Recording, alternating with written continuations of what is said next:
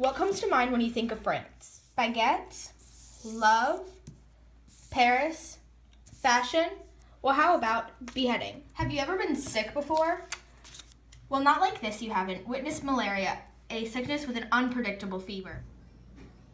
These were just a few of the many diseases that caused death in the 18th century France. But we're getting way ahead of ourselves. Lack of clean things, monarchy, poverty, and the corsets worn by high-ranking women were just more of the few reasons why death reaped upon France in the 18th century. Poverty was the number one cause of death in the 18th century, and most of the time now, due to monarchies high taxing because they felt that it was okay to spend all of the people's money on parties and things that they didn't realistically need to survive. While their people were suffering from famine, the lack of food, and dehydration, the lack of clean water or any water at all. That's stored in your nice functional dresser.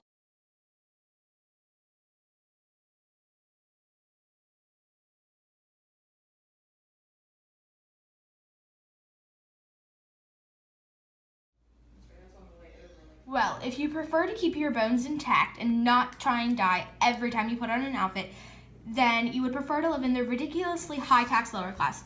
Rags would be your go-to outfit. Not clean rags that get washed every day by your fancy high-dollar washing machines. In fact, washing your clothing daily and bathing was even frowned upon for fear that you had a disease that you were trying to get rid of, even though most of the people already had diseases that they weren't even aware of. Death wasn't uncommon in the 18th century during France. Thankfully, people realized monarchy was not the correct way to be that France was supposed to be run, and they eventually stopped it, beheading King Louis III and Marie Antoinette, the last king and queen of France. Thanks to their beheading, we all know France how it is today. Thanks to this, we now know France how we know it today.